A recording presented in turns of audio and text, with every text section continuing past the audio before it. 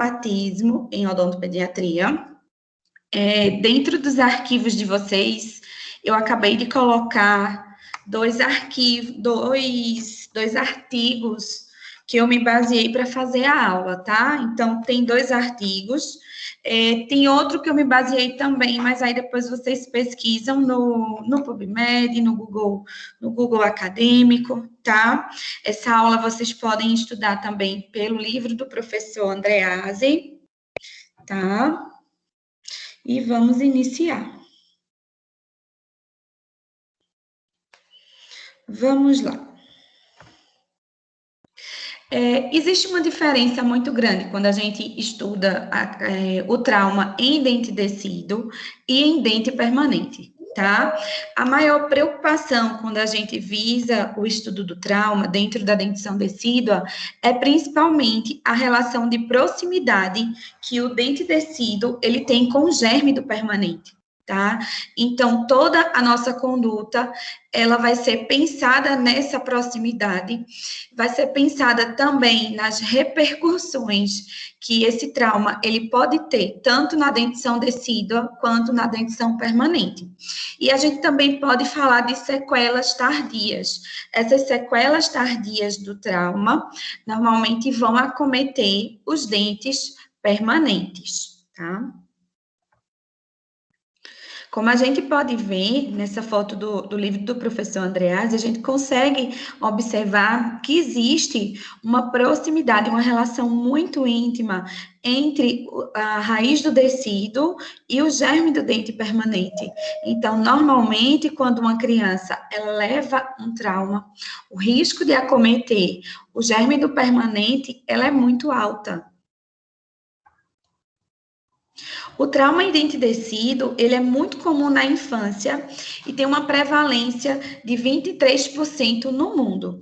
No Brasil, a gente fala em 26% com uma tendência de aumento. Mas é importante a gente salientar o quê? Que isso aí é subnotificado, porque muitas vezes o trauma, ele não chega ao nosso consultório, tá? Ele não vai chegar no consultório do dentista.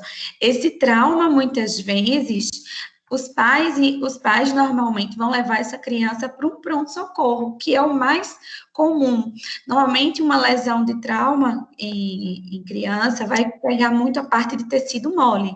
E com isso, aquela ferida, ela gera um certo edema, ela vai gerar um sangramento. A gente sabe que a mucosa ela é muito vascularizada, então tudo isso vai provocar aquele susto inicial e existe essa tendência de levar basicamente para um pronto-socorro. Tem alguém com o microfone aberto.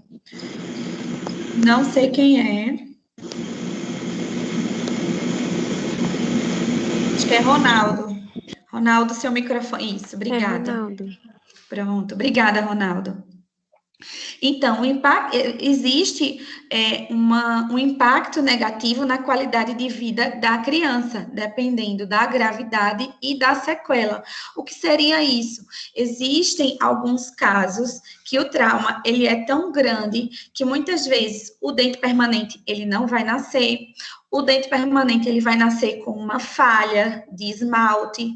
Aí às vezes não fica só limitada a esmalte, pode comprometer uma camada muito maior.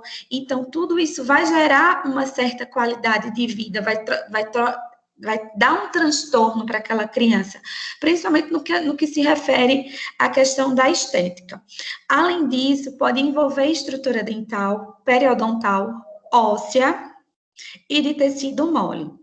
Os traumas, eles podem ocorrer nos dentes descidos, desde sua erupção ou através do trauma do rebordo alveolar do bebê, que é uma condição muito rara e que pode alterar a formação do germe do tecido, muitas vezes dificultando ou impossibilitando a erupção. Então, o que acontece?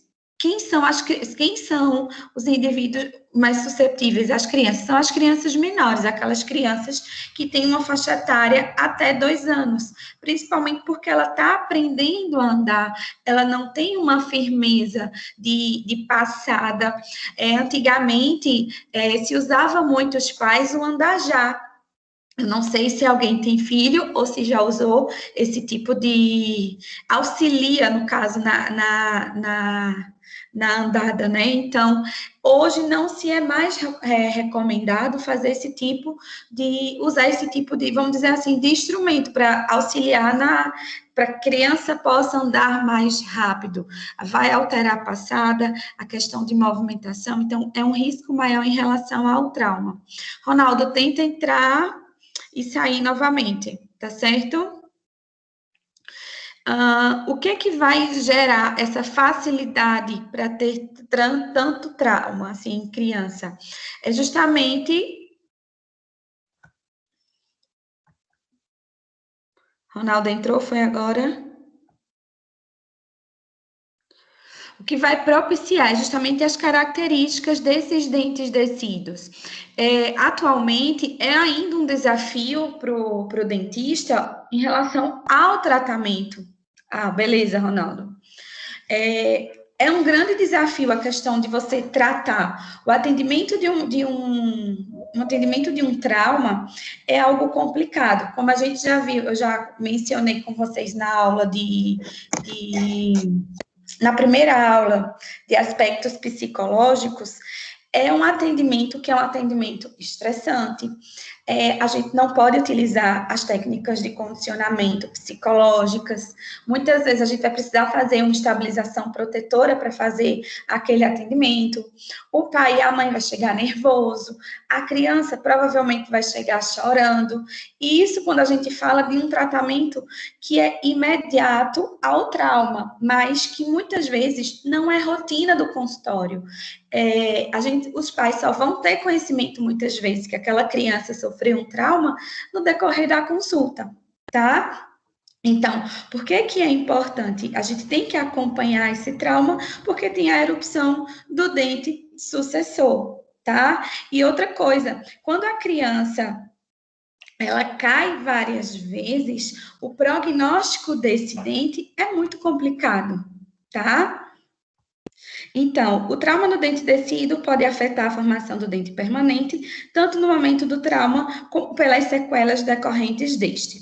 Ele requer um acompanhamento até a erupção do seu sucessor, e o tratamento das sequelas na dentição permanente pode necessitar de várias especialidades odontológicas. Tá? Dependendo de como foi essa fratura, aí muitas vezes a gente vai precisar da dentística, da ortodontia, tá? Isso falando de uma maneira geral agora.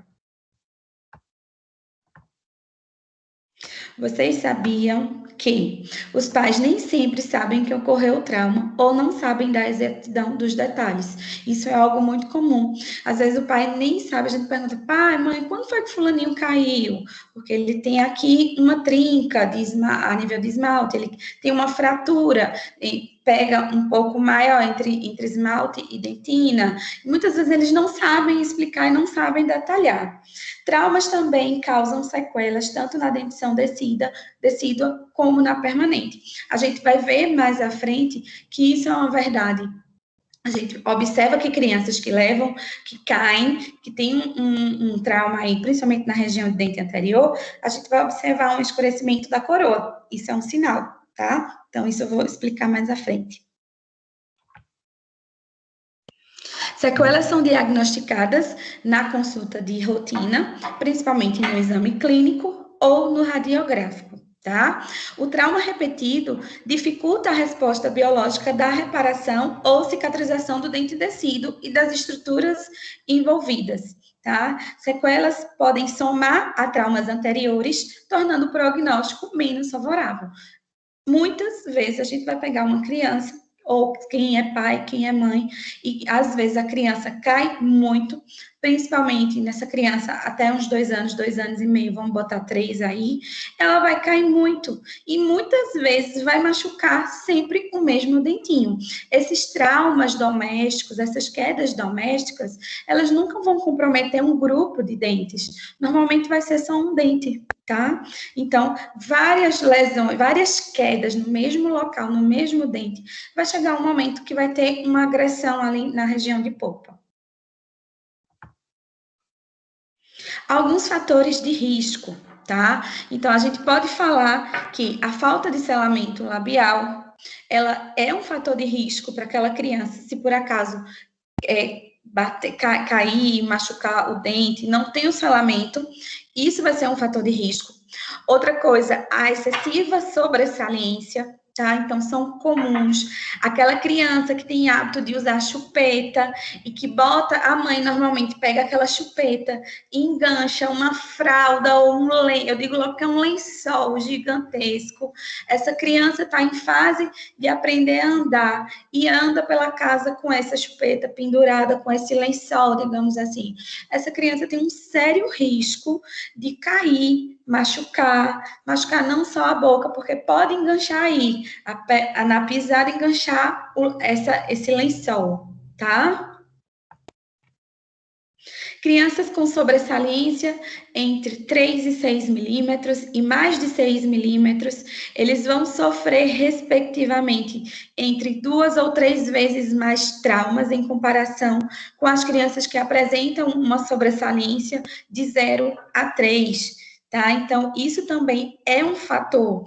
E o uso racional, racional não, irracional ou a remoção do hábito de sucção não nutritiva, muitas vezes ele vai estar associado, tá? Então, como eu falei, a criança com a chupeta, muitas vezes nessa chupeta está enganchada aquela naninha, pode ocorrer um trauma, sim. Ou ainda, a criança tropeça e ela tá com aquela chupeta na boca, aquelas bordas provavelmente vão causar um trauma maior, não só em relação a dentes, mas também a tecido mole.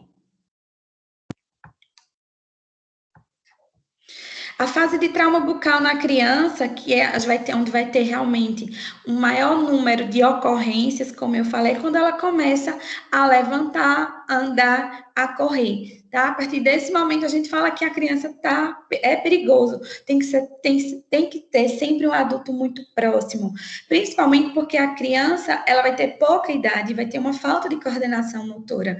Então, é sempre bom ter próximo, tá? Ter um adulto muito próximo. Em relação ao tipo de traumatismo da dentição decídua, o mais comum é a queda da própria altura, que é o que? 90% dos casos. Aquelas quedas domésticas, rotineiras, tá? Então, quem tem bebê em casa tem que ter o maior cuidado em relação a isso.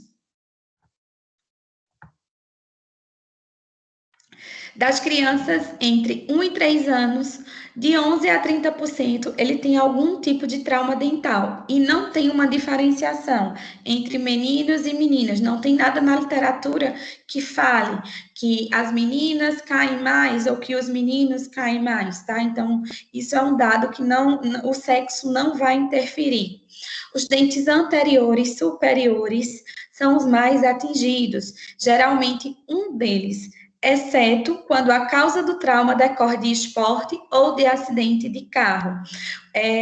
A situação do trauma, ela é uma situação que é estressante, tanto para a criança quanto para a família, e por que não a gente também não falar para o profissional que vai atender, que muitas vezes não está esperando fazer aquele atendimento, então tem que ser um atendimento relativamente, de forma que a gente consiga acalmar, principalmente a família. Acalmar a criança é um pouco mais complicado, mas a gente acalmar a família é bem importante, tá?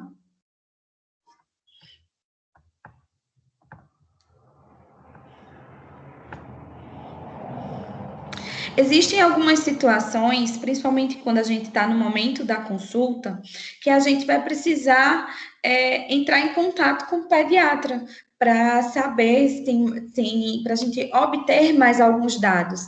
principalmente quando a gente não faz o primeiro atendimento. Muitas vezes a mãe vai levar realmente para o médico, então o primeiro atendimento que vai ser feito vai ser o pediatra ou vai ser no pronto-socorro. Então, caso essa mãe leve já para um médico de rotina, que a criança já tenha, é muito interessante a gente ter esse contato para saber como é que foi, o que foi que aconteceu direitinho, tá? E atenção mais ainda, principalmente a crianças com cardiopatias ou problemas de coagulação, tá? Que talvez precise de uma conduta prévia ao atendimento.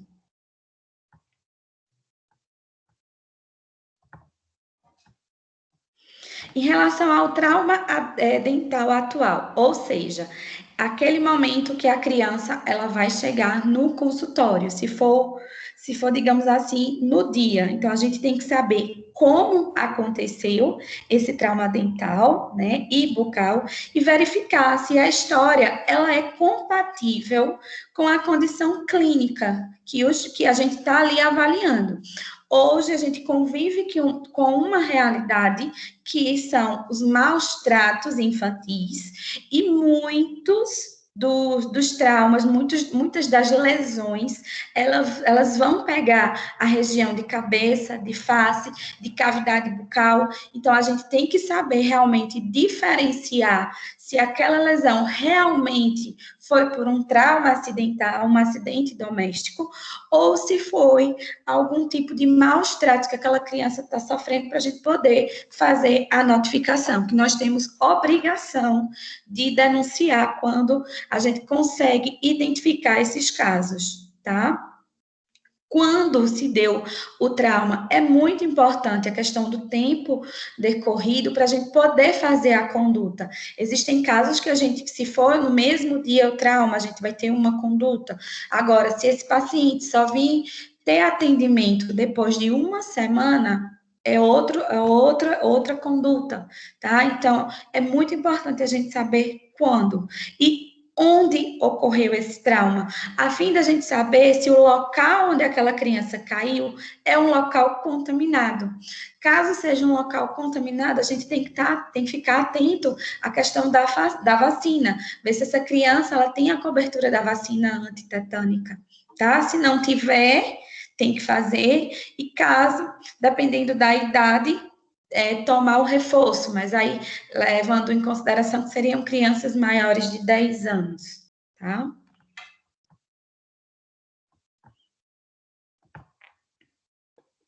Ainda em relação ao trauma atual, como eu disse, é preciso checar se as vacinas estão em dia, principalmente a antitetânica. É importante saber se houve um trauma prévio, pois tal descoberta ela pode justificar alguns achados clínicos e radiográficos. Então, muitas vezes o pai não sabe que aquele trauma já é a terceira ou quarta vez que o filho sofreu naquele mesmo dente, mas aquilo ali vai acumulando. E muitas vezes o pai vai chegar, doutora, caiu e já apareceu, digamos, um abscesso. Provavelmente, ou a intensidade foi muito forte, ou ainda ele sofreu um trauma prévio, tá? Eu tenho até uma foto de um caso, mas eu acabei de esquecer de acrescentar aqui. Eu tive um paciente que levou um trauma pequenininho, não teve um leve escurecimento de coroa, sem sinal de abscesso, nem nada, a gente estava só acompanhando. Pouco, acho que 1 ano, 2 anos depois, o paciente com 5 anos levou uma queda, o abscesso gigantesco, não teve outra opção, senão a Exxon. Então, tem alguns casos que, muitas vezes, quando chega para a gente, já vai ser o radical, tá? Mas aí a gente vai discutir ao longo da aula.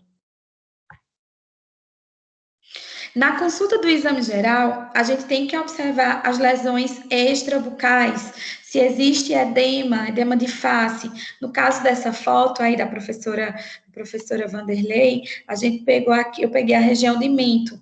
Essa região que tá com essa bolinha, ela tá aí com um edema, tá? Então, tem alguns casos que quando o trauma é na região de cabeça e dependendo da intensidade, alguns exames, alguns exames hospitalares mesmo, tipo uma ressonância ou algo do tipo, solicitado, tem que ser feito. Muitas vezes a gente precisa encaminhar para o médico também, tá?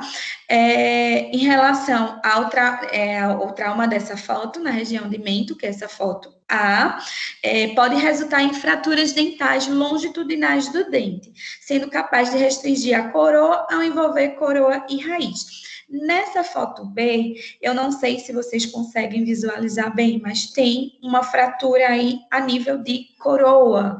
Eu não tenho raio-x para a gente ver se teve comprometimento de raiz, tá? Mas aparentemente só foi realmente a nível de coroa. Quando a gente fala em lesões na pele e no rosto, é importante a gente fazer o encaminhamento do paciente para um cirurgião plástico, tá? Principalmente na face. A gente mesmo que a gente saiba fazer suturas, mas existem algumas suturas que são mais delicadas, principalmente quando a gente está falando de face realmente. E se não for bem feito, vai ficar aquela cicatriz horrorosa. Então, em casos de lesões de pele no rosto, a gente precisa encaminhar para um cirurgião plástico. No exame radiográfico, a gente tem que levar em considerações alguns dados. Principalmente, a gente vai levar em consideração a idade da criança e o tipo de trauma que aquela criança sofreu. Além disso, a gente vai verificar os estágios de erupção dentária, como é que está, qual o grau de risólise dos dentes descidos e como é que está o grau de risogênese dos dentes permanentes. Tá? Se existe algum tipo de fragmento a nível de tecido mole, a gente vai observar a presença de fraturas ósseas e dentárias, isso tudo no exame radiográfico. E, além disso, a gente vai observar a espessura de dentina remanescente entre a linha de fratura e a polpa coronária, no caso da fratura coronária, tá? Deixa eu ver mais o que eu vou falar para vocês. Eu ia falar alguma coisa, mas depois eu lembro. Depois eu lembro. Lembrei. Porque é o seguinte, às vezes tem aquele trauma em determinada criança, a gente não pode se deter unicamente ao tratamento. Existem alguns aspectos que a gente precisa levar em consideração além desse grau, tá? Principalmente quando a gente vai fazer o tratamento. A gente precisa levar em consideração a idade da criança, se essa criança ela é condicionada ou não. Tudo isso vai dificultar ou vai levar a gente para caminhos que vai nos levar a outras opções. Às vezes, os pais não querem fazer também o tratamento proposto, então a gente tem que estar preparado para tudo isso.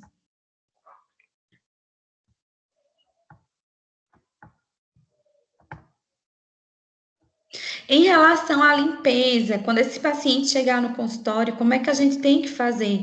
É preferível que a gente faça uma limpeza com gás, com soro, água oxigenada, e a gente vai avaliar, vai apalpar esses tecidos para ver como é que tá, certo? Se os tecidos moles eles estão afetados e qual que é a sua extensão, se os dentes eles apresentam algum tipo de fratura, mobilidade ou deslocamento, se o tecido ósseo, o alvéolo, ele tem alguma fratura, tá? Se a oclusão, ela tá normal, porque às vezes quando tem o deslocamento do dente, vai ter uma alteração de oclusão, tá? Então, isso também tem que ser verificado. E outra coisa muito importante, a gente não deve realizar testes de percussão e vitalidade, certo? Isso já foi falado na aula passada. Principalmente porque quando a gente faz esse tipo de teste, a gente vai promover dor ao paciente, tá? Então, é realmente evitar não fazer, não se recomenda. Somente depois desses pontos esclarecidos, escolhe-se o tratamento para cada situação, definindo o tratamento imediato recomendado para o tipo de lesão e o possível futuro impacto da terapêutica adotada. Tratamentos heróicos que podem colocar em risco o desenvolvimento do dente permanente são contraindicados, certo? Então, não adianta a gente achar que fazer uma manobra complicadíssima, tendo em vista os outros aspectos, sem avaliar, tá? Às vezes a gente explica uma situação, tem um o momento ideal que a gente fala é realmente quando a criança chega, é o momento imediato que ocorre o trauma, mas muitas vezes isso não é a nossa realidade, não é o que acontece para a gente, tá? Diante de quadro de traumatismo dentro alveolar, é recomendado a gente fazer uma profilaxia antitetânica, que se faça uma limpeza e desinfecção da lesão com soro fisiológico, solução oxidante, que é água oxigenada, bem como o debridamento da ferida quando necessário, que a gente realmente limpar aquela ferida. Isso aqui a gente vai falar mais à frente, mais um pouquinho. Então, vamos agora para a classificação das lesões traumáticas. A gente pode dividir as lesões em duas, tá? Em dois grandes grupos. Lesões dos tecidos dentários e as lesões dos tecidos de sustentação. A gente vai ver cada um desses grupos. Eu coloquei 2 quadros que eu peguei do artigo da professora Losso, esse artigo já está na plataforma de vocês, tá? Então, a gente vai ver trinca de esmalte, que é o quê? Sem perda de estrutura dental, fratura de esmalte, perda de estrutura dentária, que ela é restrita ao esmalte. A gente vai ter uma fratura de esmalte e dentina, que não vai ter exposição pulpar, como também quando esmalte dentina com exposição, fratura corono-radicular e fratura de raiz. Tudo isso relacionado aos tecidos dentários.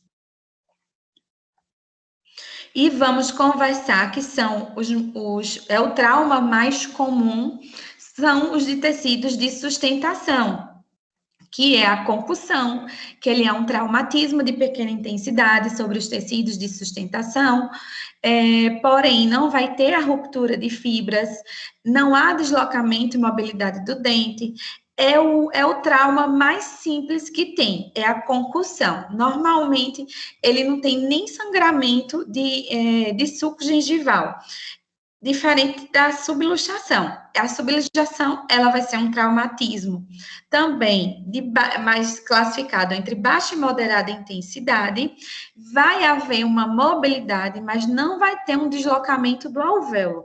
E a gente vai observar um sangramento de suco gengival, tá?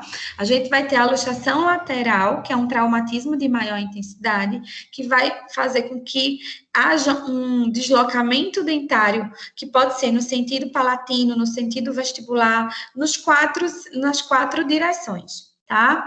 A gente pode ter a luxação intrusiva, que é a intrusão, que é o deslocamento parcial para o interior do alvéolo. A gente vai ter a extrusão, que é a luxação extrusiva, que vai ser também deslocamento parcial agora para fora do alvéolo, e a avulsão, que vai ser o deslocamento total do dente para fora do alvéolo. A gente vai ver cada um, tá?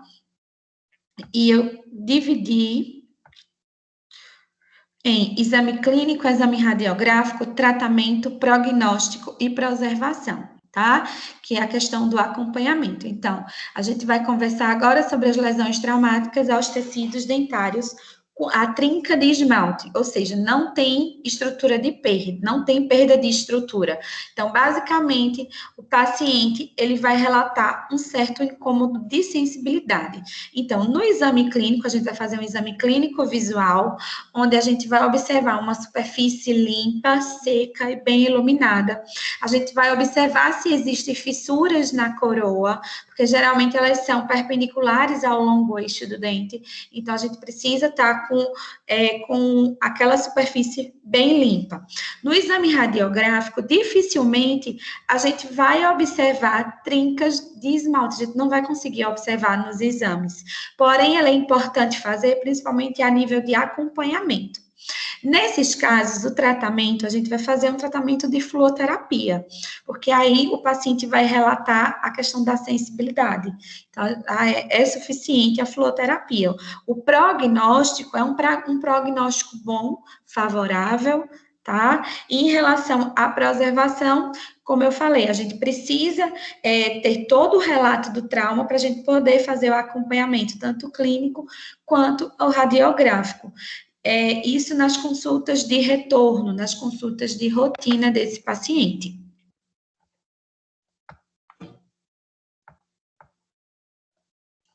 Fratura de esmalte com perda de estrutura restrita ao esmalte, tá? Então, tá aí o círculozinho para vocês observarem.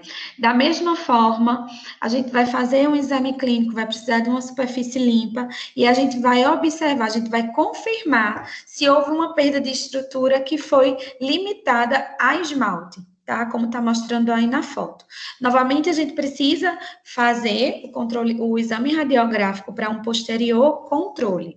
E o tratamento? Então, para fraturas que vão envolver somente a nível de esmalte, a gente pode fazer um desgaste ou polimento do dente para evitar que haja algum tipo de laceração em lábio e língua, tá? É também indicado aplicar flúor nesse dente, e a gente pode também restaurar esse dente, devolver a forma anatômica original, tá? Agora, é importante que, caso for restaurar esse dente, a gente evitar qualquer tipo de desgaste, tá? Porque tá muito sensível.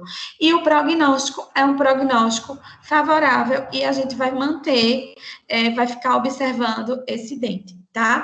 A maioria dos traumas em dentes tecidos, a gente sempre vai preservar até a esfoliação, até a vinda do permanente, tá? A gente tem que ter realmente esse cuidado. Fraturas de esmalte e dentina sem exposição de polpa, com perda da estrutura, envolvendo esmalte e dentina, porém com polpa preservada, tá? O exame clínico, a gente vai fazer novamente, limpo, tudo organizado, para a gente ver se existe a possibilidade de haver exposição pulpar, tá? Se não tem exposição pulpar, excelente. Então, vamos fazer o exame radiográfico, a gente vai precisar observar a relação da fratura com a câmara pulpar e o estado de risogênese ou risólise do dente afetado, tá? Que vai servir de parâmetro para os outros dentes, ok? Em relação ao tratamento, a gente precisa realmente observar no raio-x essa relação da fratura com a câmara pulpar, para a gente ver se existe a necessidade de fazer algum tipo de proteção do complexo dentino-pulpar, tá? Com hidróxido de cálcio. Principalmente, a gente pode falar em dentes tecidos como em dentes permanentes. A gente sabe que tem aquelas crianças de 6, 7 anos, que muitas vezes a gente precisa fazer essa questão da proteção nos dentes permanentes também, tá? Para crianças colaboradoras, normalmente, a gente pode restaurar com resina. Porém, se a gente pegar alguma criança que não é tão colaboradora, que é de difícil condicionamento, a gente pode fazer uma restauração provisória de ionômero, tá? Não é recomendado, mas a gente não vai deixar daquele jeito, pode-se fazer uma restauração provisória. O prognóstico é um prognóstico favorável, e a preservação a gente vai pedir para esse paciente voltar com 7 dias, e depois a gente vai ficar fazendo um acompanhamento clínico radiográfico, de 30, aqui só tem 30 e 90, mas a gente pode colocar 30, 60, 90, e depois anual até a esfoliação do dente.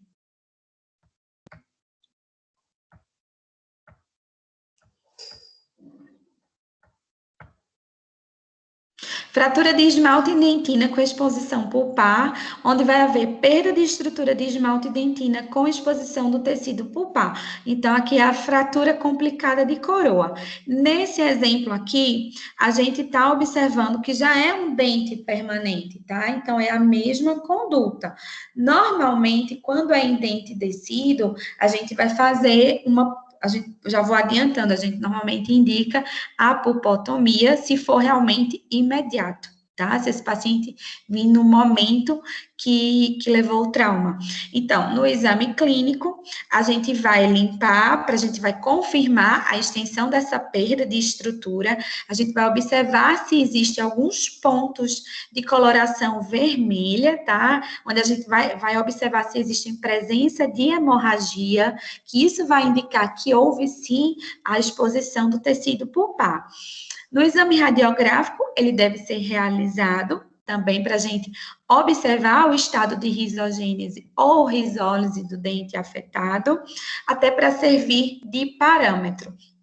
Se for no caso de um dente permanente, a gente vai observar se o ápice está aberto, se o ápice já fechou, certo? Tudo isso vai influenciar na conduta. Em relação ao tratamento, havendo envolvimento pulpar, vai depender de uma série de fatores, tá?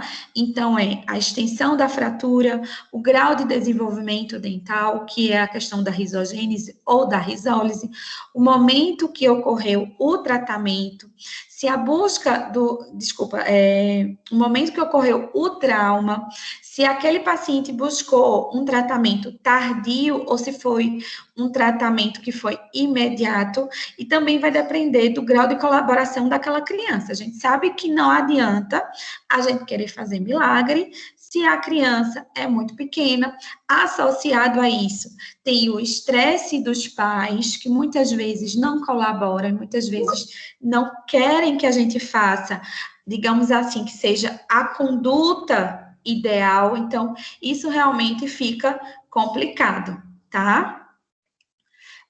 Deixa eu ver aqui, alguém falou ali, eu fui olhar, acabei que eu me perdi.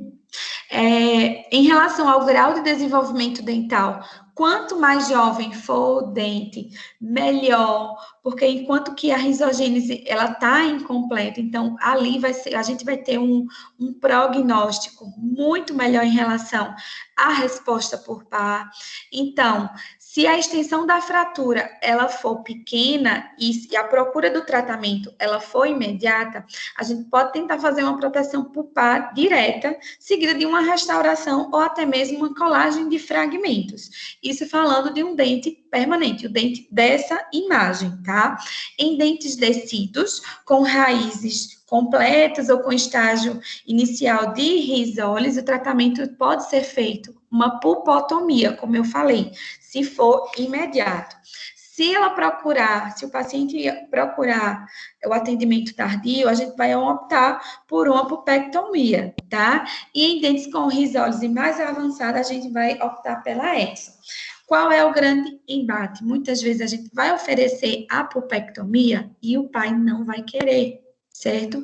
Então, a gente tem que ser um pouco flexível em relação a isso, porque muitas vezes eles não querem, eles não vão querer pagar para fazer uma endodontia carérrima, num dente descido, no dente da frente, ou o pai ou a mãe não tem condição, e muitas vezes a gente vai acabar escolhendo pela a extração, tá? Então, é algo que o tratamento a gente tem que pensar em conjunto, a gente não pode, vai ficar muito legal, vamos fazer isso e vai ser isso e pronto, não vamos nem pensar na condição financeira do pai, não é assim, a decisão ela tem que ser realmente em conjunto, certo?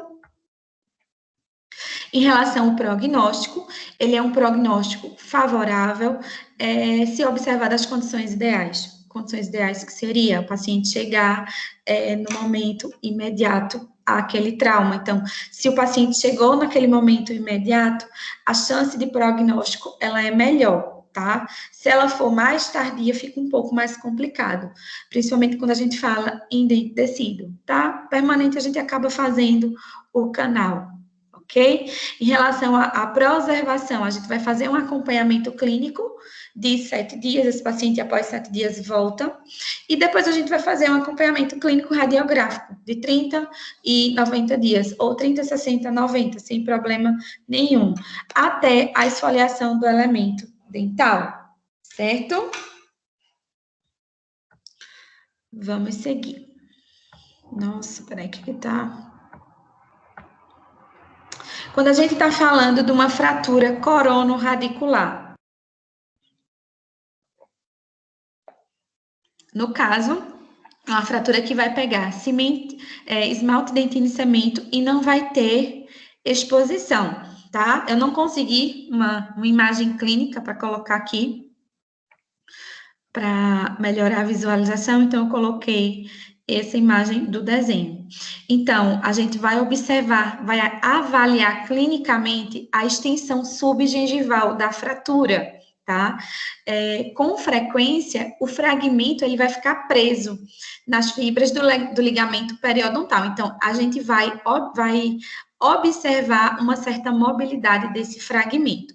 No exame radiográfico, a gente não vai muitas vezes evidenciar a fratura por conta do traço, que geralmente ela é perpendicular ao feixe de raio-x. A gente não vai conseguir enxergar inicialmente. Mas é importante a gente fazer esse raio-x por uma questão de controle. Em relação ao tratamento, vai depender da extensão subgengival, tá? Então, a gente vai remover aquele fragmento e a gente vai verificar a extensão. Quando a fratura ela é maior que 2 milímetros, além do limite gengival, quando ela passa 2 milímetros, a gente vai optar pela exodontia, tá? Porém, se a criança ela for colaboradora e essa fratura ela estiver aquém do limite gengival, a gente pode optar por uma restauração com resina composta, tá? O prognóstico, ele é um prognóstico favorável, lembrando sempre, se observadas as indicações e ou contraindicações da restauração. Se a gente vê que dá para restaurar, beleza. Se não, a gente já pode indicar a exo. Sem falar a condição que esse paciente vai chegar, se vai ser imediatamente ou se vai ser muito depois, porque muitas vezes a gente só vai conseguir realmente fazer, assim, muitas vezes o responsável só leva muitas vezes depois de uma semana. Então, fica um pouco mais complicado, tá? Então, a gente sempre tem que lembrar em mente o momento do atendimento, tá? Em relação à preservação, vai ser importante também o acompanhamento clínico, da mesma maneira que os anteriores, 7 dias após, e em seguida a gente vai fazer um clínico radiográfico, 1 mês, 60, 90, 180 dias, até a esfoliação do elemento dental. Aqui a gente tem um exemplo de uma fratura esmalte dentina cemento e vai ter exposição de polpa, tá? Então, visualmente, a gente vai ter que observar novamente a extensão subgengival dessa fratura. É muito comum também o fragmento, ele tá preso no ligamento periodontal, então a gente vai observar uma certa mobilidade desse fragmento. Novamente, a gente não vai conseguir evidenciar a fratura no raio-x por conta do feixe, da posição que vai estar perpendicular, mas esse exame, ele é importante inicialmente para controle. O tratamento, então, depende da extensão subgengival também. Então, vai seguir os mesmos princípios que a gente falou anteriormente. Se for além de 2 milímetros, a gente vai fazer a exo, se for aquém, a gente pode tentar uma restauração, tá? Então, segue os mesmos princípios da fratura coronorradicular sem exposição pulpar, porém, nesse caso, vai ter que ter um tratamento pulpar, tá? E a abordagem, ela vai ser semelhante à fratura coronária com envolvimento pulpar. O prognóstico, ele é um prognóstico favorável naquelas mesmas condições em relação à restauração, tá? 2 milímetros aqui da margem gengival e a questão da terapia pulpar. Em que estágio de desenvolvimento aquele dente vai estar, certo? Em relação à preservação, a mesma coisa, 7 dias, a gente pode 7, 30, 60, 90, varia muito essa questão da preservação, mas é muito importante a gente ver uma semana depois, para observar como é que tá, a gente pode pedir com 30 dias, 60, 90, e acompanhar normalmente até a esfoliação. Aqui eu quero depois que vocês peguem, eu não lembro onde foi que eu botei esse caso clínico, mas vocês podem pesquisar depois. Aqui é um casinho clínico de fratura coronorradicular em bebê, tá? É num bebezinho de 1 ano e 8 meses, do sexo masculino. Isso foi em Manaus, tá? A mãe tá falando aqui que teve uma fratura do dente 51 devido a uma queda do alto de uma escada molhada, onde ele estava desacompanhado. Então, durante a anamnese, a mãe informou que havia se passado 7 dias do ocorrido, tá? Já havia buscado tratamento anterior em um serviço de um pronto-socorro e um consultório odontológico particular, porém, sem sucesso. A criança, ela apresentava dificuldade para se alimentar e dor contínua e sangramento ao toque. Então, vamos observar aqui. Deixa eu só melhorar aqui essa imagem para mim. Pronto. Então, aqui a gente tem o aspecto inicial, lembrando, pessoal, que já se passou 7 dias, mesmo procurando um pronto-socorro, mesmo procurando o consultório particular, o dentista, no caso, ele não soube fazer o tratamento adequado. Nesse caso aí, optou-se pela exodontia, não tinha mais praticamente o que fazer. Olha a situação da coroa, tá? Então, o melhor aqui realmente é a extração. Aqui a gente tem a sequência de como foi feito, tá? Ela vai nesse sentido. Começa pela primeira foto, depois a radiografia, em seguida a anestesia, aí sobe, aqui tá usando o sindesmótomo, pegou aqui com o fórceps, aqui já é o dente. Certo? E aqui, acredito que após 7 dias. Não tinha mais o que fazer, realmente só extrair. No caso das fraturas radiculares, então, visualmente, a gente vai observar que pode ser observado um ligeiro deslocamento. Aqui eu não peguei nenhuma imagem clínica, porque realmente, com a nível de fratura, é melhor a gente avaliar as radiografias, tá? Mas o que a gente vai fazer? A gente vai observar se houve algum deslocamento da coroa, porque muitas vezes está associado a uma pequena extrusão.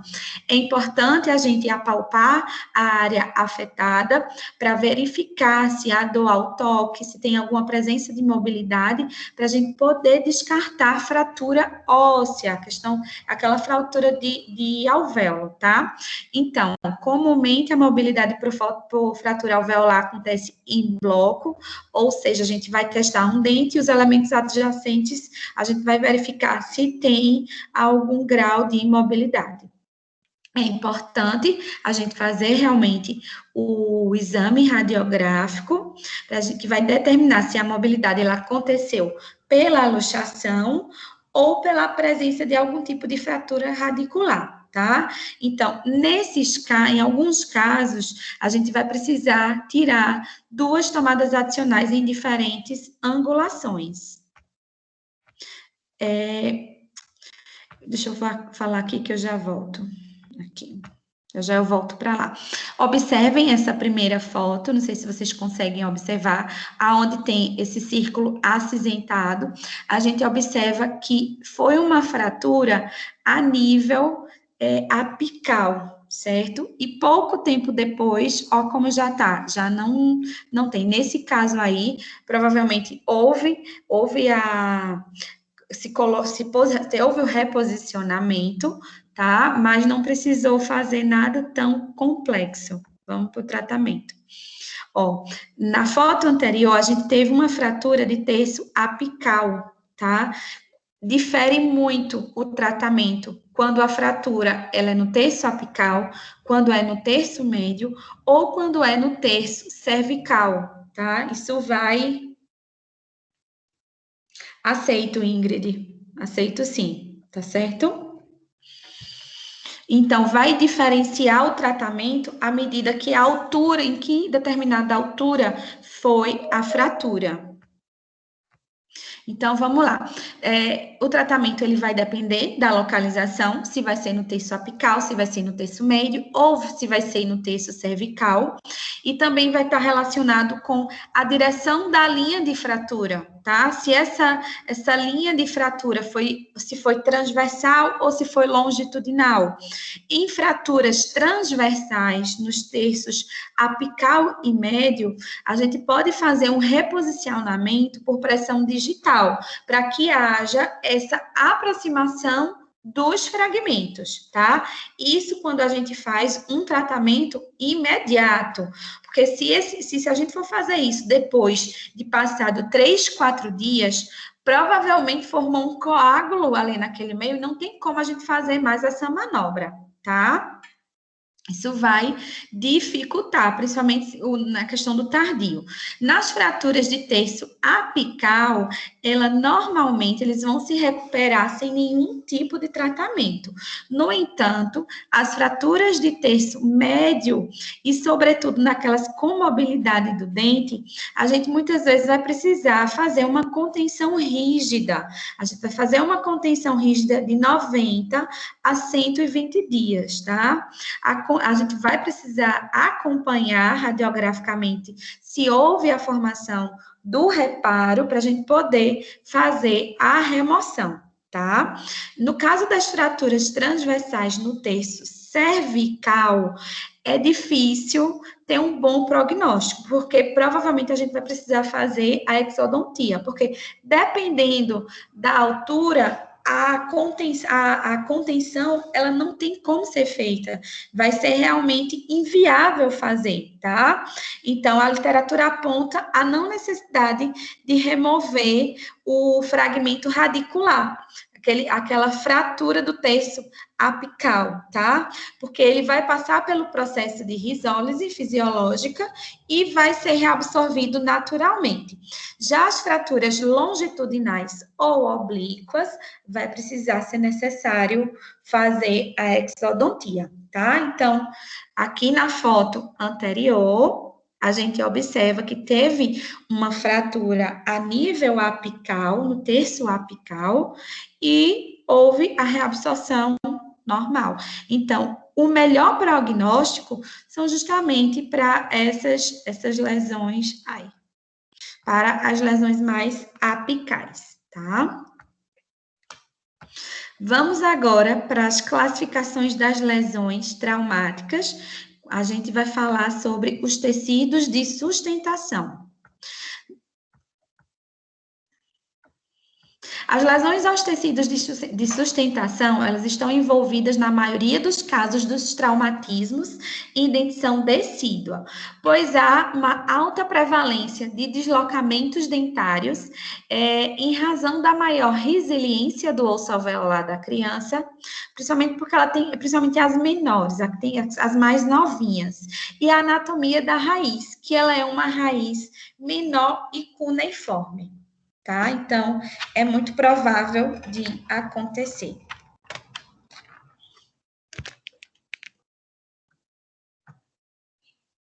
Vamos falar da concussão.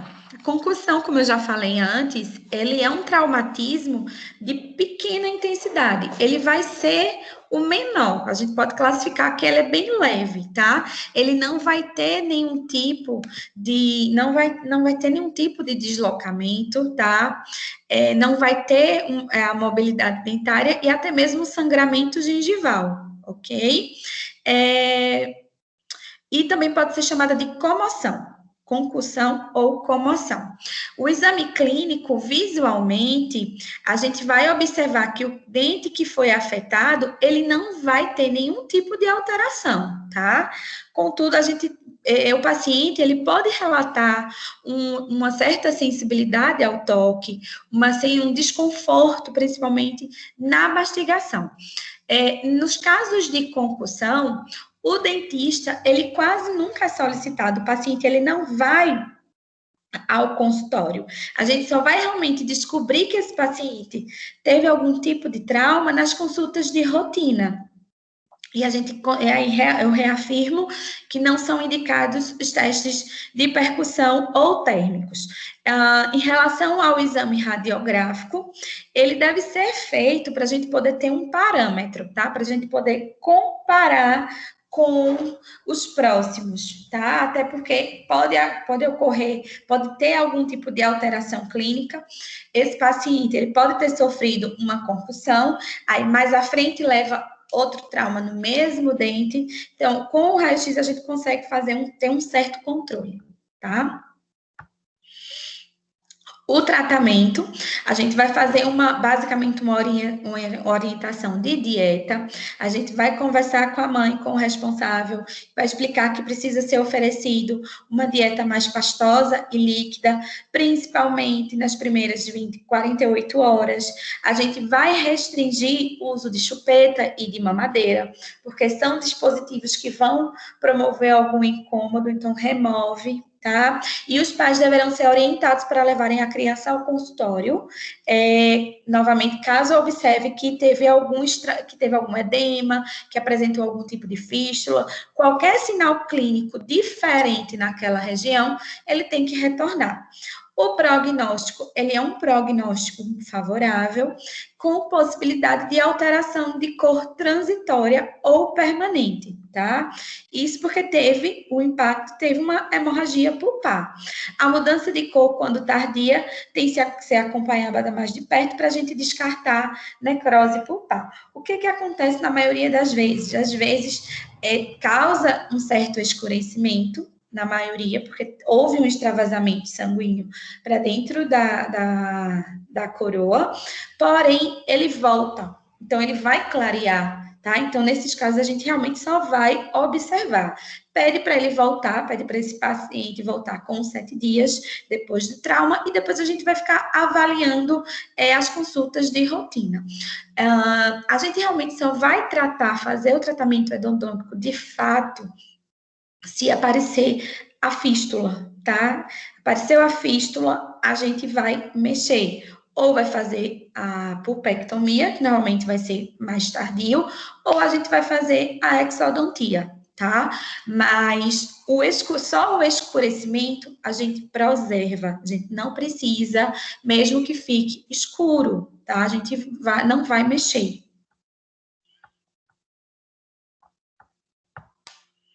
Na subluxação. A subluxação, ela já vai ser um traumatismo de uma intensidade mais baixa a moderada, onde vai ter uma ruptura de algumas fibras do ligamento periodontal. Então, a gente vai observar que pode provocar um certo deslocamento dentário, tá? Um leve deslocamento, desculpa, uma leve mobilidade, sem provocar deslocamento. Tá? Então, leve mobilidade sem provocar deslocamento.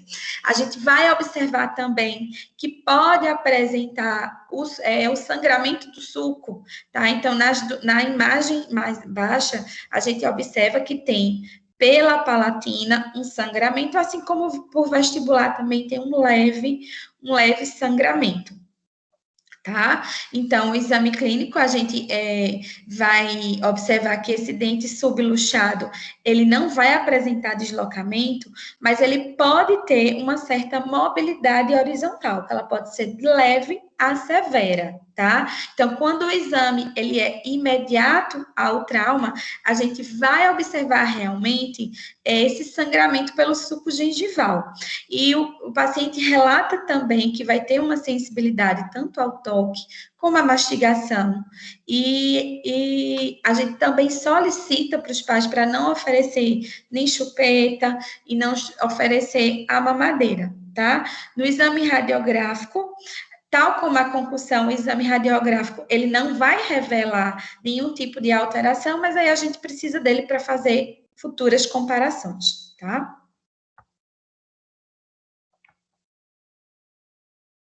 O tratamento da subluxação, da mesma forma como eu falei, a gente vai limitar o uso de chupeta e mamadeira.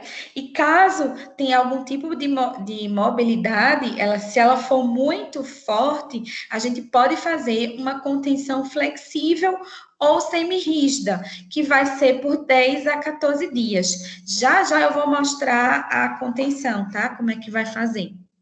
Deixa eu ver se alguém falou aqui alguma coisa.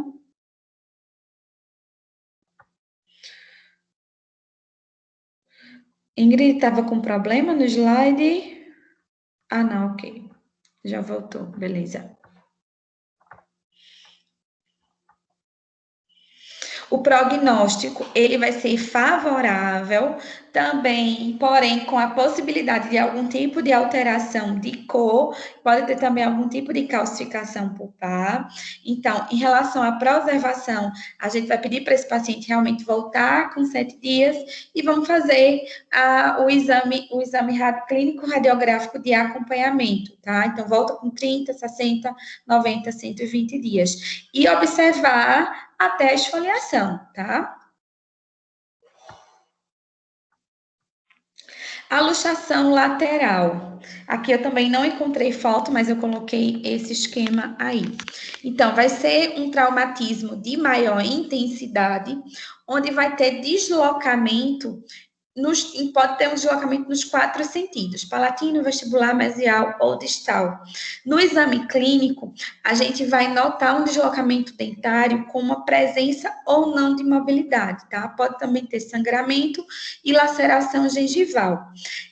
A palpação dos tecidos vizinhos, ela vai ser necessária para a gente observar se tem algum tipo de abaulamento que seja correspondente aos ápices radiculares, tá? Porque a gente não sabe como é que foi essa luxação, tá?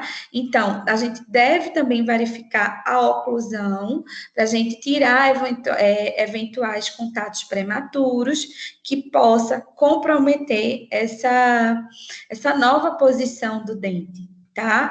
No exame radiográfico, ele vai mostrar o deslocamento dentário pelo aumento do espaço do ligamento periodontal. Então, ali a gente vai conseguir identificar. É muito importante também a gente avaliar a relação do tecido com o germe do permanente, tá? E a gente comparar com o dente vizinho, com o dente homólogo, tá? Para a gente poder fazer essa comparação, para ver se houve algum tipo de alteração. Acho que tinha uma imagem aqui deixa eu ver se é essa aqui, para mostrar para vocês. A gente está no 48, deixa eu ver se é esse aqui. Não, eu tenho uma imagem que tinha um deslocamento do permanente. Não sei se é essa, mas tudo bem. Se eu achar, se eu lembrar, eu volto a falar dela, tá? Então, eu já falei. O tratamento, ele vai depender de uma série de fatores. Então, vai depender da magnitude do deslocamento, do grau de desenvolvimento dentário, da relação do dente tecido com o dente permanente, se a procura do atendimento ele foi imediata ou se foi tardia. É importante também o grau de cooperação daquela criança, principalmente em relação ao tratamento proposto, tá? Então, deslocamentos muito pequenos, que não houve interferência oclusal, a própria musculatura, a língua, o lábio, ele vai reposicionar aquele dente para uma posição boa, tá? Então, a gente não vai precisar fazer nenhum tipo de intervenção. Porém, existem casos em que o deslocamento, eles são um pouco mais extensos, tá? Quando a gente compara com os leves. Então, existem condições favoráveis, ou seja, nos dentes em estágio inicial de risólise, pelo menos 1/3 de reabsorção.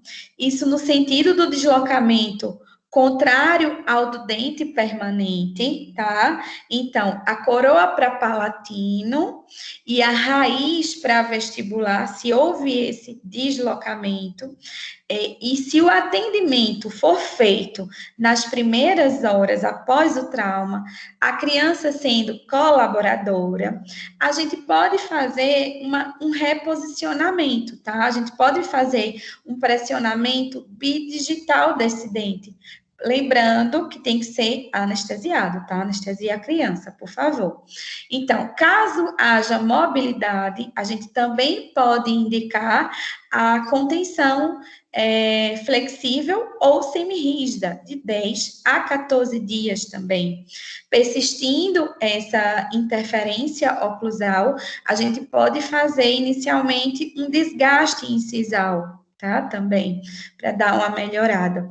Nos casos de deslocamentos de grandes intensidades, ou que pegue em direção ao germe do permanente, não tem outra opção senão a extração, tá? Se for em direção tudo que for em direção ao germe do permanente, que você observar radiograficamente que está em direção da coroa do germe, você vai indicar a extração. Tá? E em todas essas situações, a gente tem que instruir o responsável em relação à dieta, em relação ao uso de chupeta mamadeira, controle de biofilme. A gente pode pedir também para os pais limparem a região ou com cotonete ou com uma gaze com clorexidina, tá?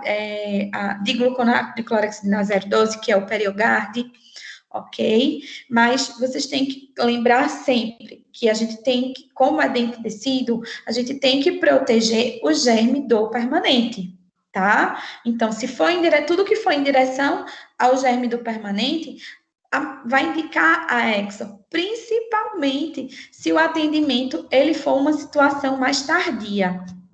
Então, o prognóstico ele vai ser favorável para o permanente, porém com possibilidade de necrose para o dente tecido, tá? Que é o dente afetado.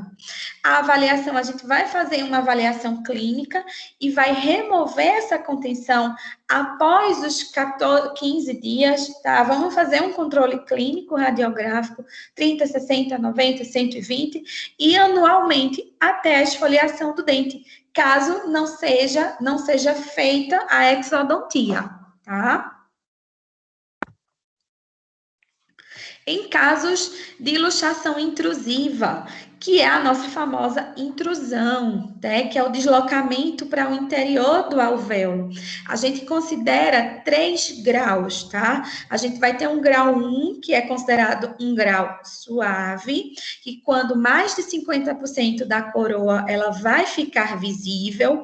A gente vai ter um grau 2, que é considerado um grau moderado, quando menos de 50% da coroa ela vai estar visível, e um grau 3, quando é a intrusão total da coroa, tá? Geralmente se dá por vestibular em relação ao germe do permanente, mas é possível acontecer na direção do germe, tá? Normalmente esses traumas de intrusão, ele vai ser por vestibular, porém pode acontecer de indireção, que a gente vai observar na radiografia. Eu perguntei na turma da tarde se alguém lembra qual é a técnica que a gente utiliza para trauma. Ninguém soube me responder. Vocês lembram qual é o nome da técnica? Alguém lembra? Eu disse a eles que eu ia cobrar em prova, só porque eles não lembraram. Tá? Vamos lá. Se alguém lembrar, pode colocar aí no chat. Não é oclusal. É uma técnica modificada que a gente faz. Tá? Então, no exame clínico, a gente vai verificar eventuais aumentos de volume na região vestibular, que vai indicar a direção da intrusão. Então, essa foto desse menininho que tem a bochechinha bem redondinha, a gente observa que onde tem um círculo, observem que a gente vê um aumento. Nossa, quase não está aparecendo. Pronto, aqui. Observem que vai ter um aumento aqui, ó. Tá bem mais, tem um edema nessa região, tá?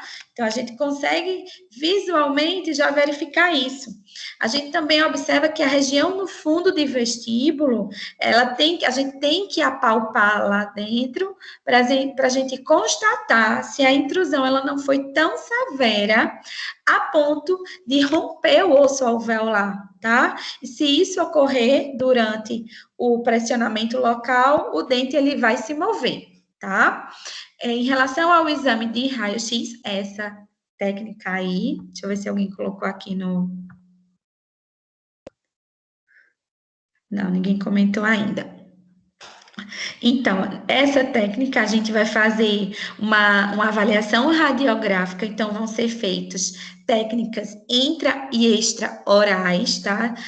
As radiografias intraorais, a gente vai utilizar as técnicas periapicais e oclusais modificadas para a odontopediatria, tá? Então, se a gente for fazer, não é essa oclusal que eu estou falando, tá, Breno? A gente pode fazer uma modificada, pegar um filme periapical, pedir para o paciente segurar, morder, e a gente vai tirar essa radiografia com o filme periapical, tá? Mas tem outra técnica que a gente, não sei se vocês lembram, ela tá mostrada aqui, ó, a mãe segurando o filme oclusal aqui fora, mas também a gente pode pegar um palito e prender do outro lado o filme e a gente pode radiografar também. Não sei se vocês lembram dessa técnica. Não vou falar o nome. Então, vamos continuar. Nossa, eu tinha colocado uma foto aqui, mas não salvou. Nessas tomadas, se a imagem da raiz do dente descido intruído, ela ficar encurtada em relação ao dente homólogo, ele se desviou do germe do permanente. E se ela alongou, ela foi em direção ao germe do permanente. As tomadas radiográficas extraorais a gente pode fazer com filmes oclusais, que é mais difícil a gente ter em clínica, a gente normalmente vai fazer com os periapicais colocados de perfil, perpendiculares à comissura labial do paciente. Caso o dente descido tenha se desviado do permanente, a gente vai observar o ápice radicular vestibularizado, que é essa imagem aqui. Essa imagem C, observem que o ápice não é a de Clark. Ó, observem que o ápice, ele vestibularizou, tá? E essa imagem D são dias depois.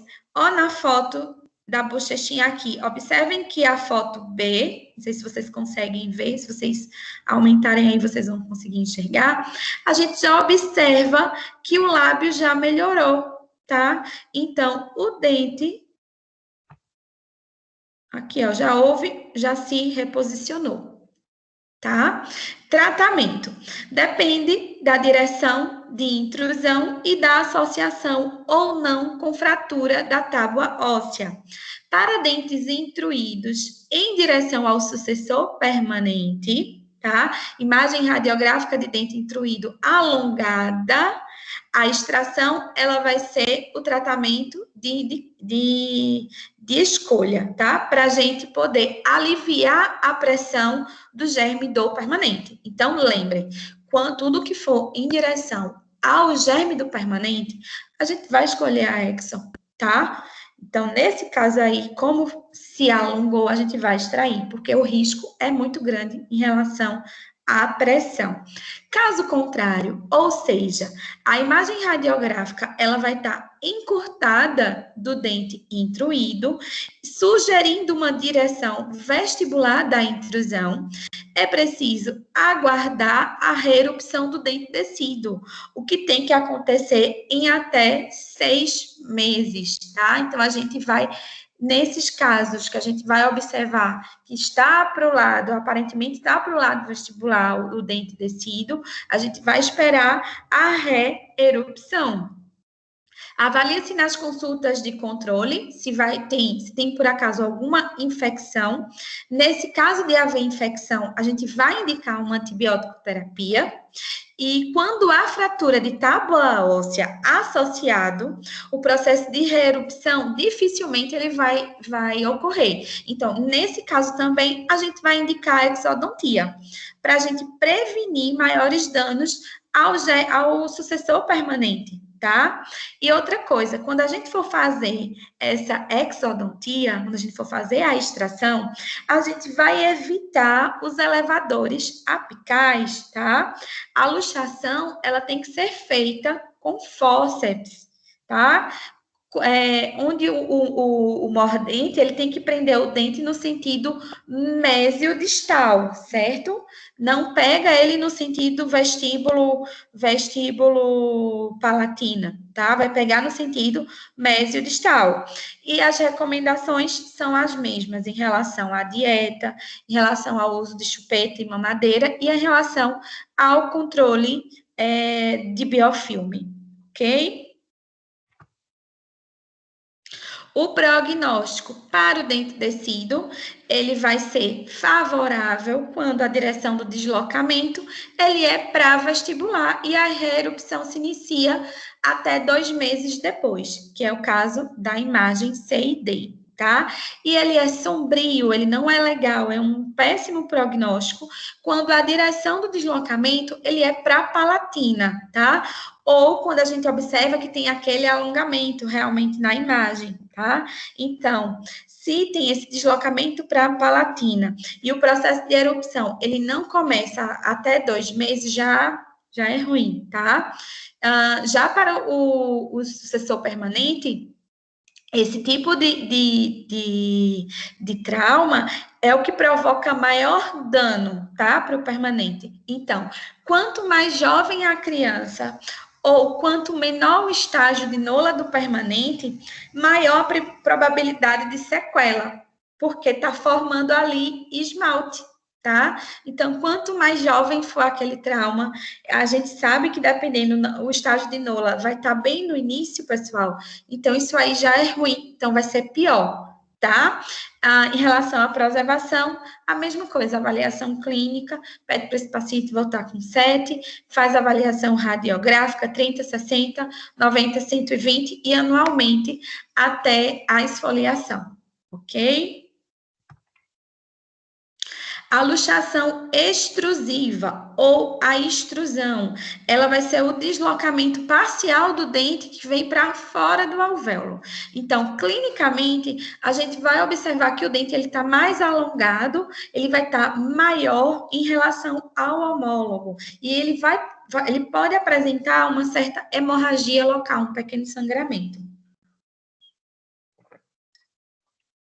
Na radiografia, a gente vai observar um aumento do espaço periodontal, principalmente na região apical, tá? Esse traumatismo atinge mais que um dente normalmente, e os dentes afetados, eles vão ter um leve grau de mobilidade, tá? Na foto aqui a gente consegue ver claramente que foi o dente 61 e o vizinho também aparentemente sofreu um pouquinho também. O tratamento. Então, o tratamento vai depender dos mesmos fatores que a gente falou da luxação lateral, tá? Magnitude do deslocamento, grau de desenvolvimento dentário, a relação com o sucessor permanente e a procura, se foi imediata, se foi tardia, o grau de comparação daquele paciente, principalmente ao tratamento proposto, tá? Em alguns casos, onde houve um pequeno deslocamento, a gente vai observar se teve algum tipo de interferência oclusal, tá? Caso não tenha, deixa eu só aqui. Observar se houve essas interferências oclusais, se elas não foram ocasionadas pela nova posição do dente. Porque se isso ocorrer, a gente vai precisar fazer o desgaste, ok? Com tratamento imediato, a gente pode tentar um reposicionamento, tá? A gente pode tentar se ele vier logo. Agora, se demorar, lembra da questão da formação do coágulo. Então, se formar o coágulo, já vai ficar mais difícil, a gente não tem como colocar, tá? Então, é melhor deixar ele do jeito que tá, certo? Em grau de mobilidade excessivo ou que tem aquelas extrusões muito severas, que são enormes, mais que 3 milímetros, a gente vai optar pela exodontia, certo? Então, se a gente observar aqui, foi muito grande, a gente está observando ali que claramente a gente vai ver que precisa fazer a extração. O prognóstico, ele é desfavorável, pois parece ser o tipo de lesão que mais leva à perda dental, tá? Então, o dente que foi acometido, ele praticamente vai ser perdido. Como em outros deslocamentos, existe uma possibilidade de necrose pulpar. Então, a gente tem que ter um acompanhamento, caso a exodontia ela não seja feita. Tá? Em relação à preservação, ela deve ser feita da mesma maneira que a gente sempre está fazendo, exame clínico, depois de um período, se foi feita a extração, a gente já avalia, tem que ficar acompanhando realmente a vinda do permanente, tá? É basicamente o mesmo acompanhamento, ó. Aqui nesse caso, não tem o que falar, aqui foi ó, o deslocamento, pessoal. Isso aqui tem mais, geralmente, normalmente os pais demoram mais de 48 horas, é extração, porque ele vai para o consultório por dor, certo? A avulsão.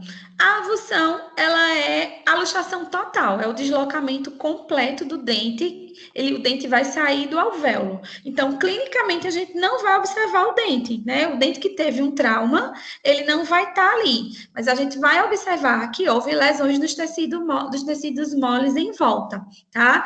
Então, a gente precisa fazer uma tomada radiográfica para a gente observar se não tem nenhum, digamos assim, resto do dente, se o dente realmente não está intruído, se não tem nenhum tipo de presença de corpo estranho no local. Então, a gente precisa realmente fazer o exame para se precaver em relação a isso. O tratamento, diferente do dente permanente, que a gente reimplanta, certo? Em dentição decídua, a gente não faz nenhum tipo de reimplantação, tá? Muitas vezes a gente pode encontrar na literatura algumas pessoas mais, perdão da palavra, alguns doidos que fazem reimplantação de dente decíduo e isso não existe, tá? Então, muito cuidado com o que vocês forem achar na literatura e se por acaso, sei lá, Deus livre de tá, eu vou tentar fazer uma reimplantação de um dente decíduo para publicar isso não existe, certo? Então, a gente não reimplanta dente decíduo, principalmente porque é um risco muito grande para o germe do permanente, para você lesionar o permanente, tá? E outra coisa, vai ter também a possibilidade de já ter a formação do coágulo, então não existe isso da gente reimplantar. Nesses casos, a gente vai optar por uma reabilitação protética, tá? Que muitas vezes a gente vai ver isso mais profundamente na aula de prótese. É um pouco mais complicada em criança, mas a gente pode fazer um mantenedor aí, auxiliando com a ortodontia, tá? Principalmente no que se refere à questão estética das crianças e às questões funcionais. A questão funcional, como eu já tinha falado para vocês, é a questão de hábito de interposição de língua, que muitas vezes vai para esse local, a questão de fala mesmo, tá? Então, a gente pode reabilitar de outras formas. O prognóstico para o dente de leite já era, né? Não tem mais o que fazer. Para o dente permanente, ele também é desfavorável, porque pode haver alguns casos de hipocalcificações e hipoplasias na região do dente, tá? Então, a gente vai observar a preservação, a gente vai observar clinicamente após uma semana, depois vai fazer novamente o clínico radiográfico e vai ficar observando até a erupção do dente permanente. Na fratura alveolar, o que é que a gente pode falar da fratura alveolar? Ela vai envolver o osso alveolar e os dentes contidos naquele fragmento, normalmente eles vão ter uma certa mobilidade. Então, durante o exame clínico, os dentes daquele fragmento, eles vão estar deslocados e vão ter uma mobilidade alta. Então, existe a necessidade da gente verificar se tem algum tipo de interferência oclusal, tá? A mucosa, normalmente, ela pode apresentar uma descontinuidade, isso a gente pode observar, e no raio-x, a fratura horizontal passa pelo ápice do dente descido e a gente observa o germe do permanente, tá? A gente vai... Como foi agora? Eu até me embananei toda. Radiograficamente, a fratura horizontal passa pelo ápice do dente descido e observa-se o germe do permanente. É possível que uma radiografia lateral informe a relação entre as duas dentições e se o segmento está deslocado para vestibular ou palatino. A gente vai precisar fazer 2 tomadas também, muda a posição para a gente observar como é que está essa questão do fragmento, tá?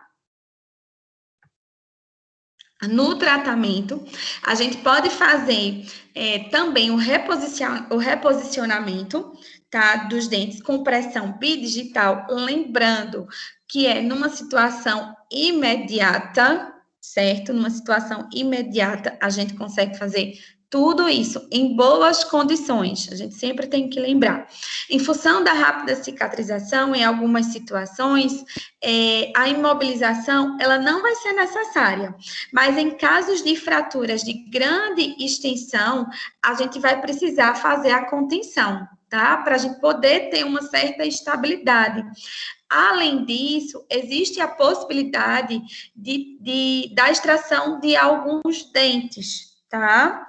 Então, tais procedimentos, eles devem ser realizados sempre com anestesia local, e se o trauma pessoal for muito grande, for muito intenso, muitas vezes aí a gente vai precisar levar essa criança para um bloco cirúrgico, tá? Para fazer o quê? Anestesia geral, tá?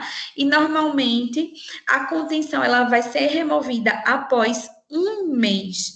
Observar se existe o aparecimento de fístula e se existe a questão na mobilidade, tá? Nas consultas de acompanhamento.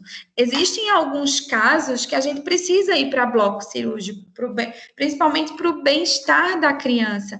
E é importante a gente ir para esses ambientes, tá? É muito comum o odontopediatra ir, eu já fui várias vezes.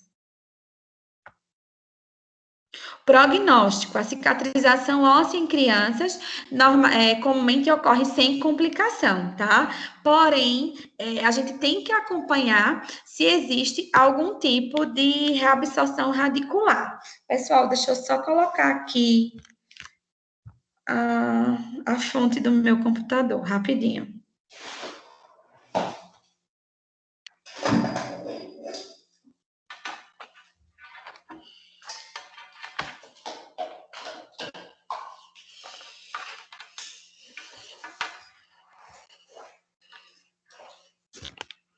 A preservação, o controle, ele deve ser realizado. Exame clínico também, a gente vai observar, vai fazer o acompanhamento radiográfico, tá? E a gente vai acompanhar realmente a esfoliação do tecido e erupção do dente permanente. Em relação à contenção, a gente falou tanto de contenção e acabei que eu só vou mostrar agora, tá? A contenção, ela vai ser um auxílio, tá? Com o objetivo de que os dentes, eles fiquem em posição de repouso para ajudar no reparo do feixe vasculo nervoso e das fibras periodontais, tá?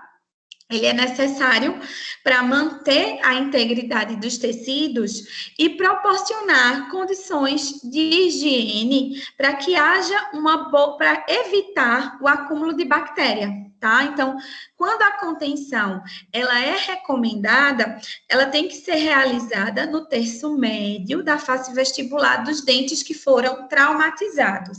Além disso, a gente tem que envolver, a gente tem que adicionar mais 2 dentes de cada lado para dar um suporte, tá? Então, nessa foto a gente vai ter uma contenção com fio Twist Flex, que é um fio de ortodontia, ele é mais molinho, ele é bem flexível, tá? Como o próprio nome fala. Na B, a gente vai ter aí um fio de aço de 0,5 milímetros. E no C, a gente pode fazer também com fio de nylon, tá? Número 70. Aqui coloca na face, aqui na face mesial aqui desses dentes, no meio desses dentes, né? Na face vestibular, bem no centro, e vai colocar resina composta, tá? Coloca com resina e deixa aí o tempo que precisa. As contenções mais usadas só que emprega o fio de nylon ou os de aço fixados aos dentes com resina composta. No caso, eu prefiro ter o Twist Flex, que ele é um pouco mais flexível, tá? Então, o fio de nylon pode ser um nylon 70 a 80. Geralmente são utilizadas quando há lesões nos tecidos de sustentação. As semirrígidas com fios ortodônticos, 0,2 ou 0,4 milímetros, ou até mesmo Twist Flex, indicadas em fraturas dos tecidos ósseos, tá?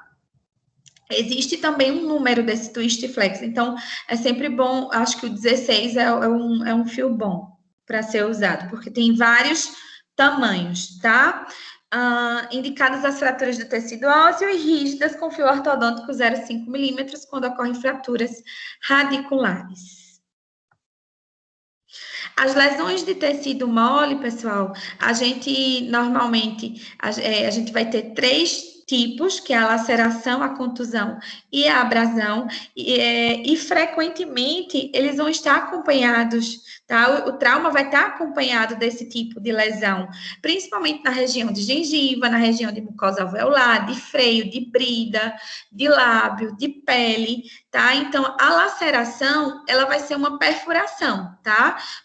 É o termo técnico para perfuração. Em vez de a gente colocar perfuração, chama laceração, tá?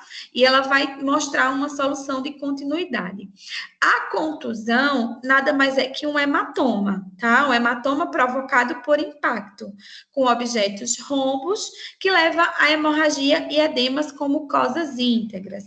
E a abrasão, que é aquele ferimento em que a remoção, vai ter a remoção da camada superficial de tecido, tá? Em que vai deixar a gengiva, ela áspera e sangrante, tá? O tratamento, ele deve seguir uma sequência de procedimentos que normalmente a gente vai fazer uma avaliação da gravidade do trauma. A gente também tem que avaliar a possibilidade de contaminação do local. Então, a gente tem que verificar, novamente aí, verificar como é que está a questão da vacina da criança, porque muitas vezes, dependendo de onde foi, a gente vai precisar entrar com uma antibiótico-terapia. Tá? Muitas vezes é preciso fazer alguns procedimentos de limpeza e debridamento do ferimento para remover algum tipo de corpo estranho, tá? De algum micro-organismo, algum tecido contundido que ficou ali. Com tal finalidade, a gente vai utilizar soro fisiológico, seringa, sob alta pressão ou embebida em gase. Se houver tecidos gravemente contundidos, isquêmicos ou necróticos, esses devem ser retirados. A gente vai pegar uma lâmina de bisturi, 12 ou 15, pode utilizar também cureta, porque a gente vai ter que fazer, isso, na verdade, isso aí é o debridamento mesmo. Isso aí já para evitar algum tipo de infecção, tá? Esse ferimento, ele tem que ficar realmente limpo. E muitas vezes pode existir a necessidade de se fazer a sutura, tá? Então, vai se fazer a sutura. Se for em tecidos intrabucais, a gente vai utilizar fio de seda ou de polivicril de 4 ou 5, tá? E vai ficar com essa sutura entre 3 e 4 dias.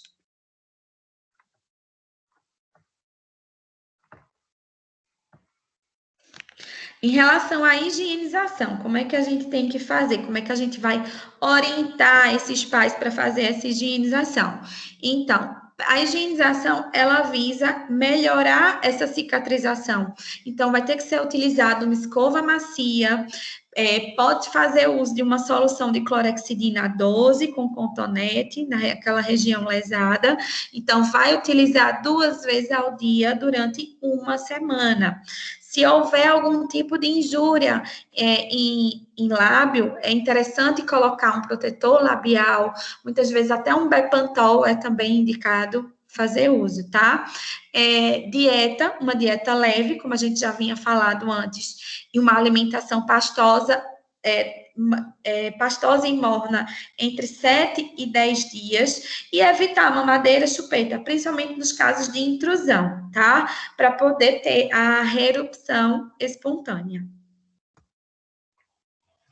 Além disso, a gente tem que alertar sobre as eventuais alterações nos dentes descidos, como retenção prolongada, escurecimento, edema, aumento de mobilidade do dente, a possibilidade do aparecimento de fístula, certo? E de possíveis sequelas aos dentes permanentes. A gente também tem que avisar, no caso, principalmente no caso de intrusão, avulsão, fratura alveolar, principalmente em crianças menores de 4 anos de idade, que aí o dente vai estar em formação. Lembra que quanto mais jovem a criança, quanto a criança mais jovem ter esse trauma, pior o prognóstico para o dente permanente. Além disso, todas as orientações, tudo que você fizer tem que estar registrado no prontuário do paciente com as assinaturas colhidas, certo? Tá quase acabando, essa aula é um pouquinho longa. Vamos falar agora das repercussões do trauma para os dentes descidos, tá? A gente falou das lesões, mas a gente fala também agora do que pode acontecer com aquele dente descido, tá? E essas repercussões, elas vão variar de acordo com a intensidade do trauma e o tipo de trauma ocorrido. Uma das consequências, uma das repercussões que a gente já falou anteriormente, é a hiperemia pulpar, que é essa alteração de cor, tá? É a primeira reação da polpa, mesmo em traumas de pequena intensidade, mesmo numa concussão, isso pode acontecer. Nada mais é que a congestão de sangue no interior da câmara pulpar. Vai haver uma descoloração coronária, que é uma sequela mais comum, ela pode ser transitória, como eu falei, pode ter aquele extravasamento de sangue para a câmara pulpar, mas depois ele vai clareando, tá? Muitas vezes essa descoloração, ela pode acompanhar até a esfoliação. Nesse exemplo aí, a gente observa que não tem nenhum tipo de fístula, então a gente vai acompanhar, tá?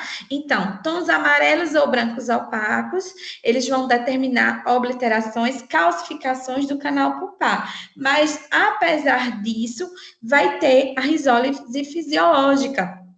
Então, o processo vai ocorrer naturalmente.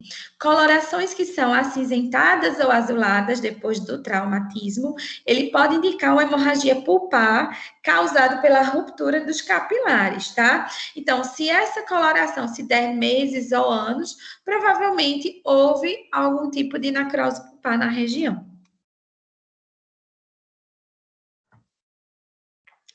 Outra repercussão que a gente pode ter também quando tem o trauma é a retenção prolongada, tá? Onde não vai ocorrer a risólise do processo fisiológico, tá? Então, vai ficar aí. Então, nessa imagem, a gente já observa a vinda do dente 11 e o 51 ainda está aí. Então, nesses casos, a gente vai fazer a exodontia. A exodontia, ela tem indicação. Lembrando que esse dente permanente, ele pode vir com uma manchinha, tá? Ele pode vir com algum tipo de alteração. Outra questão que pode acontecer nos dentes descidos são as absorções internas ou externas. Estão ou não associados a outros tipos de alteração, como a necrose pulpar. Em caso de reabsorção leve, a gente vai fazer o acompanhamento radiográfico. No caso de reabsorções severas, a gente vai indicar a exodontia. E isso a gente vai observando nos acompanhamentos, tá? A criança teve o trauma e a gente vai fazer o acompanhamento e vai observar. Por isso que a gente tem que ter a imagem inicial. A anquilose dental é outra situação muito comum que pode ocorrer. A anquilose ela é a reabsorção substitutiva.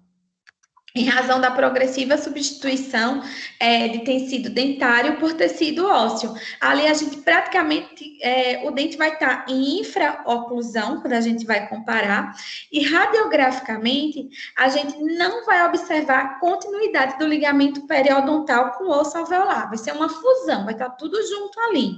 Então, na maioria dos casos, a gente vai precisar fazer a extração, tá? Porque não vai ocorrer a reabsorção fisiológica desse dente. E essa anquilose, ela pode causar uma erupção retardada ou ectópica do permanente. Então, por isso que a gente precisa extrair, tá? A anquilose, o trauma é um dos casos, tá? É uma das razões da anquilose. Ela não é única, tá? Quando a gente fala em repercussões dos dentes permanentes, dos sucessores, a gente está falando porque a gente sabe que tem uma proximidade do tecido com o germe do permanente. Então, normalmente, é muito comum lesionar o germe dentário que está em formação.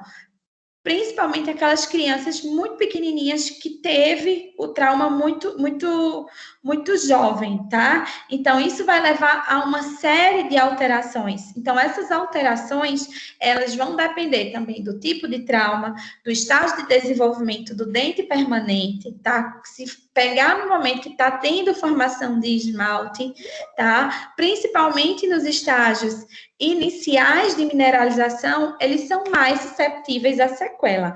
E um exemplo disso é a hipoplasia, que a gente observem na incisal a falta do esmalte aí. Então, nessa imagem, o trauma ocorreu quando esse indivíduo tinha 2 anos de idade, certo? Ainda dentro dos permanentes, algumas vezes o trauma ele é tão severo a ponto de remover a camada de esmalte em formação. Então, vai fazer com que os odontoblastos eles vão fabricar um tipo de dentina reparadora. Observem a imagem, como é amarelada essa dentina. Então, isso também sequela de trauma. A dilaceração também é algo comum de acontecer no trauma, tá? Ocorre normalmente quando a porção já formada do dente, ela é torcida ou ela é dobrada sobre si mesma e continua no seu desenvolvimento nessa nova posição. Então, pode haver essa dilaceração, ela pode acontecer na porção mais coronária ou também ela pode quando se dá em estágios mais precoces, já acontecer na formação dentária ou até mesmo na radicular. Então, aí a gente observa, principalmente nessa imagem B, que o dente ele não erupcionou porque teve uma dilaceração. Aqui eu não consigo identificar bem se foi a nível de raiz ou se pegou também a nível de coroa, mas a gente sabe que teve uma dilaceração. Eu tive um paciente há alguns anos, eu nem sei mais o que foi que aconteceu com ele, mas tem um certo tempo que ele teve o dente, ele rotacionou, o dente permanente. Então, a coroa, ela estava em direção ao seio e a ponta, o que era a posição do ápice era para estar a coroa e estava o inverso. Ele houve um giro de 180 graus. O impacto foi tão grande que o dente rotacionou. Não lembro se esse paciente chegou aí para bloco. A queixa do paciente da mãe foi porque ele tinha, na época, acho que entre 8 e 9 anos, e não tinha o dente permanente. Quando a gente vai fazer o raio-x, a gente observa que teve esse giro, digamos assim. E a causa foi um trauma quando ele tinha 3 anos de idade. Então, pessoal, cuidado com as crianças em relação a trauma.